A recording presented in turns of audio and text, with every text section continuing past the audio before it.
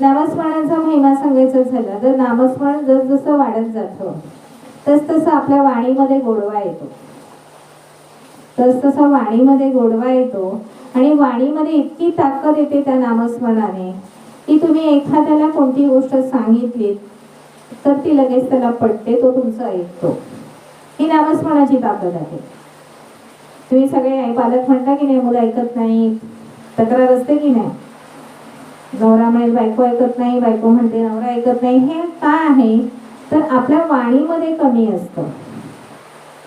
तर याच्यासाठी तर आपण नामस्मरण तर करतच नाही ना.